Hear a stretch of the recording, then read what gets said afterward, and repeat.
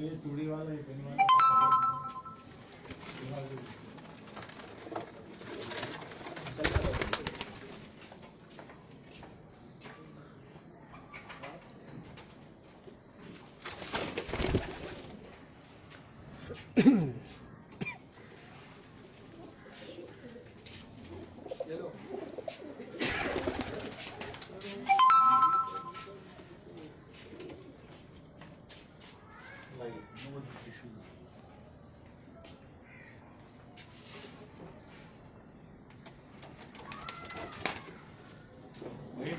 शाह भाई आवाज़ और वीडियो बताएगा क्लियर।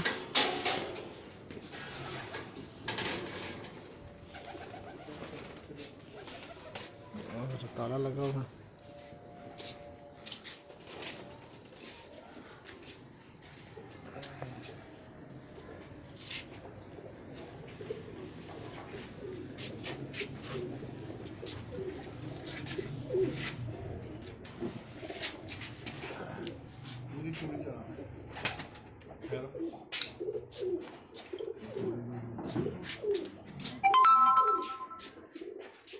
उस्ताद के हाथ का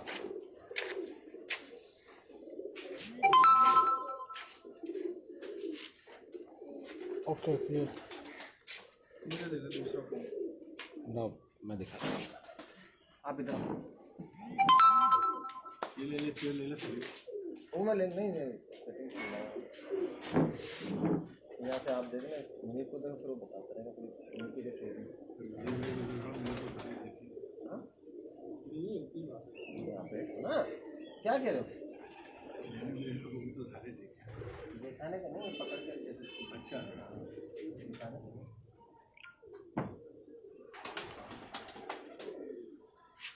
देखिए तो मैंने दिए सारे 35 बनाए थे एक जैसे 35 बच्चे हैं मैंने नहीं अल्लाह ने बनाए तो इस सीज़न में एक जैसे 35 बच्चे निकाले दूसरा जोल भी तैयार अलग हो गए। हाँ जी क्या हो गया हाँ कभी स्टार्ट। अस्सलाम वालेकुम नाज़रीन, मैं कामरान अब्बास आपका दोस्त आपका host monthly high flying pigeon magazine के सेगमेंट उड़ाने पहचान में आज कराची में मौजूद हैं और कराची में आपको शौक करवाएंगे एक ऐसी छत का जहां पे पंजाब के एक इंतहाई लेजेंड उस्ताद फैसलाबाद से ताल्लुक़, रुस्तम फैसलाबाद का टाइटल भी उनके पास और बड़े ही सीनियर असातिज़ा कराम में उनका शुमार होता है और बहुत ही एक्सपीरियंस्ड उस्ताद हैं। हमारे बड़े अच्छे दोस्त भी हैं, हमारे बड़े अच्छे साथी भी हैं और बड़ा कुछ उनसे सीखने को मिलता है। बहुत नॉलेज वाले इंसान हैं और मेरे हिसाब से तो माशाल्लाह फ़र्क में भी बहुत बादशाह है और बड़ा ज़बरदस्त जो है उड़ाने का भी उनका शौक़ बड़ा अच्छा है और उनकी जो परफॉर्मेंस है उनका रिज़ल्ट हर किसी के सामने है। तो मैं बात कर रहा हूँ जनाब उस्ताद मियाँ एहसन रशीदपुरी साहब की और बड़े ज़बरदस्त उस्ताद हैं और यहाँ पर उनके शागिर्द हैं जनाब उस्ताद मुनीब राहत साहब।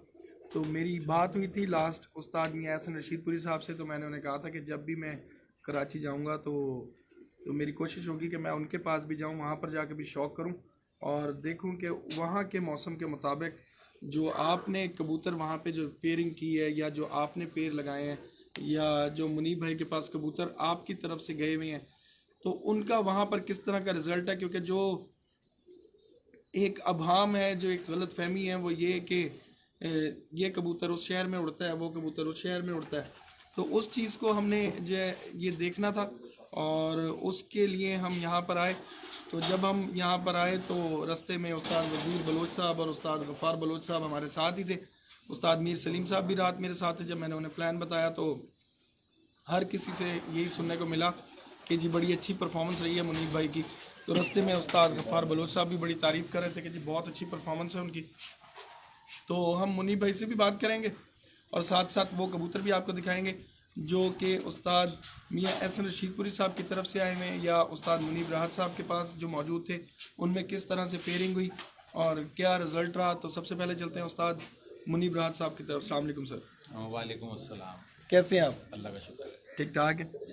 अच्छा, सबसे पहले तो माशाल्लाह आपके जो उस्ताद मोहतरम हैं किसी तारुफ के मोहताज नहीं, हर इंसान उनको जानता है, हर जो भी कबूतरबाजी से या कबूतर परवरी से रिलेटेड है।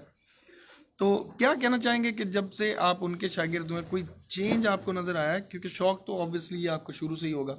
जी जी। जब से मैं तकरीबन 2017 के अंदर जो है उस्ताद का शागिर्द हुआ, उस्ताद हसनपुरी का, जी। तो उससे पहले जो है मुझे आज सोच के ऐसा लगता है कि अगर मैं उनका शागिर्द ना होता तो ज़िंदगी जो है वो जिस तरह मैं पहले ज़ाया कर रहा था उसी तरह ज़ाया होती रहती। उन्होंने जो है मुझे कबूतरों की ना सिर्फ पहचान सिखाई बल्कि कबूतरों को उड़ाने का तरीका, मेथड भी समझाया कि कबूतर बनाया कैसे जाता है उड़ाने के लिए और उसके बाद फिर उसको बाजियों के अंदर कंट्रोल में कैसे रखा जाता है। तो उनका ये मेरे ऊपर बहुत बड़ा एहसान है जो शायद मैं कभी ना उतार सकूं। और उनकी मोहब्बत है कि मतलब उन्होंने वो कबूतर दिए जो उन्होंने अपने लिए रखते हैं, उन्होंने वो कबूतर अपने घर से ले आके मुझे दिए, तो मैं इस पर उनका हमेशा शुक्रगुजार रहूँगा। और दिए से दिया जलता है, उन्होंने मुझे सिखाया, आगे मेरे शागिर्द हैं तो मैं अपने शागिर्दों को भी जो है वो बातें शेयर करता हूँ, क्योंकि इल्म जो है वो एक जगह पानी खड़ा बदबू दे जाता है, बहता पानी जो है वो फ़ायदेमंद होता है। इंसान है, ज़िंदगी का कुछ पता नहीं है, तो ये है कि लोगों को खुशबू तकसीम की जाए, ना कि अपने पास बंद करके रखी जाए। बिल्कुल ऐसे ही है। अच्छा मुनीब भाई, क्या रिजल्ट्स वगैरह आपने मुख्तलिफ छतों पर शौक किया? कुछ लोग हैं उनके साथ मिलके शौक किया जी और जी कुछ आपके उस्ताद आपके जो शागिर्द हैं जी उनकी छत पर शौक किया। वो शौक तो चले आपका ज़ाती शौक ही होगा कि आपके शागिर्दों की छत पे। जी जी कुछ मिलके जहाँ शौक किया वहाँ पे भी परफॉर्मेंस चेंज हुई, जी जी। तो क्या ऐसी कमी थी या क्या ऐसा आप समझते थे या समझते हैं कि जो है फ़र्क आया है आपकी कबूतर परवरी में कि जिससे वहाँ पर भी रिज़ल्ट चेंज हुआ, आप वापस आए तो वहाँ रिज़ल्ट फिर चेंज हो गया? अल्लाह का शुक्र है। ये असल में हार जीत अल्लाह की तरफ से होती है। हर इंसान कोशिश करता है, समझदार होता है, लेकिन ये अल्लाह की तरफ से होता है कि बाज़ औक़ात इंसान के हाथ में कबूतर आके उससे बात करने लग जाता है कि मुझे ये प्रॉब्लम है, ये समझो। तो ये है कि ये एक सेंस है जो डेवलप होती है वक्त के साथ, पहले दिन नहीं होती, आहिस्ता आहिस्ता बातें समझ आती हैं। जब कबूतर हाथ में पकड़ते हैं आप, उड़ा हुआ कबूतर, तो वो आपको बताता है और बताता है कि कल मैं उड़ूँगा, कल मैं कम उड़ूँगा या कल मैं ज़्यादा उड़ूँगा। तो ये चीज़ें वक्त के साथ साथ और उस्ताद के साथ रह के जब वो बाजियों उड़ाते हैं तो उनके साथ बैठ के उनके खुड्डों को चेक कर, मतलब वो खुड्डों में बैठते थे और वो कबूतर देखते थे, वो कहते थे ये ज़्यादा उड़ेगा, ये कल कम उड़ेगा, ये हिट लगाएगा, ये एवरेज उड़ेगा। तो ये बातें ऐसी थी कि वो एक होटल की टेबल पे बैठ के या कहीं हम मतलब ऐसे ही जज नहीं कर सकते थे। तो ये उन्होंने सिखाई, फिर हमने यहाँ पे उन चीज़ों पे रिफ़ाइन किया, हाथ अपना साफ़ किया और अल्हम्दुलिल्लाह गयास भाई की पहली छत पे मैंने जो है कबूतरबाजी शुरू की। गयास भाई की छत मतलब वो मेरे यहाँ कराची पिजन के सदर भी हैं, तो अच्छे इंसान हैं। तो वहाँ पहले सीज़न जो है वो मैंने 4 इनाम वहाँ पे हम लोगों ने जीते, फिर उसके बाद दूसरे सीज़न हमने 9 इनाम जीते, तीसरे सीज़न हमने 11 इनाम जीते। फिर उसके बाद जो है गयास भाई ख़ुद इंडिविजुअली शौक करने लगे, तो फिर मेरे पास कोई छत नहीं थी, तो हाजी यूसुफ साहब ने मुझे एजाज़ गौरी की छत दी कि ये इस सीज़न आपके नाम से उड़ेगी। एजाज़ गौरी की मेहनत जो है वो किसी से छुपी भी नहीं है, वो अच्छा प्लेयर है और कबूतरों को उड़ाना बहुत अच्छा जानता है और उसके पास कबूतर भी बहुत अच्छे थे। आम लोगों के मुकाबले में उसके कबूतर बहुत ज़्यादा अच्छे थे। जो बात है कि मतलब उड़ाना अपनी जगह है, लेकिन कबूतर का भी, एक घोड़ा भी तो अच्छा होगा तभी तो दौड़ेगा ना।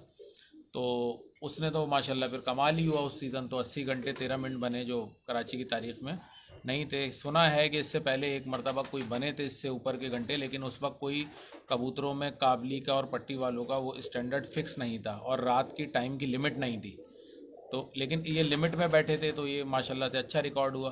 फिर मेरे एक शागिर्द है, उसकी छत से पिछले साल जो ये साल गुजरा है जून का, इसमें शौक़ हुआ तो माशाल्लाह से उसके अंदर कराची के 18 साथ एक चैम्पियन ट्रॉफ़ी उड़ी थी। तो वो छत थी 4 महीने की, टोटल मेरे पास 18 कबूतर थे जिनके मैंने पर खींचे थे।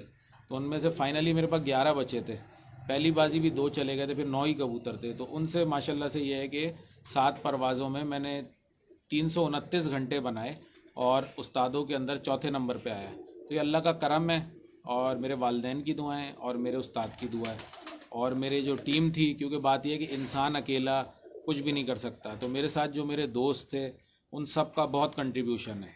तो जो कुछ मतलब ये हुआ, इसमें मैं क्रेडिट जो है किसी एक इंसान को नहीं दे सकता, मेरे उस्ताद, मेरे दोस्त, वो सब इस चीज़ में शरीक हैं। बिल्कुल ऐसे ही हो गया।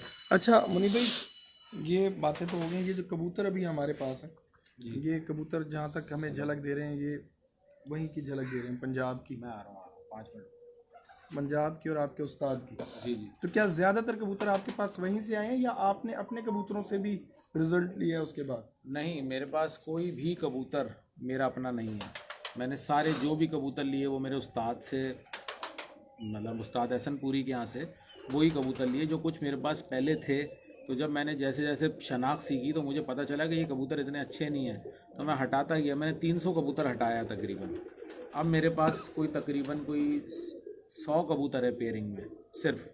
पहले मेरे पास 500 कबूतर थे, अब सिर्फ 100 रह गए। लेकिन ये कबूतर हैं अल्हम्दुलिल्लाह, ये बहुत हैं। 2 झोल लेता हूँ अल्हम्दुलिल्लाह, मेरा शौक़ हो जाता है। बिल्कुल क्योंकि मैं बेचने का शौकीन नहीं हूँ। कबूतर मैं मतलब किसी को देना हूँ, मैं गिफ्ट कर देता हूँ। तो मेरा तिजारती मकासद के लिए नहीं पालता, अपने ज़ाती शौक़ के लिए कबूतर पालता हूँ। बिल्कुल ठीक है। तो मेरा ख्याल है कि अभी ज़रा अजान भी स्टार्ट हो रही है, तो हम गुफ्तगू को थोड़ा कम कर लेते हैं, तो उसके बाद ये शौक़ शुरू करते हैं। जी जी, 5 मिनट का ब्रेक। 5 मिनट का हम ब्रेक ले लेते हैं, उसके बाद दोबारा से लाइव आते हैं और उसमें फिर हम आपको कबूतर दिखाते हैं।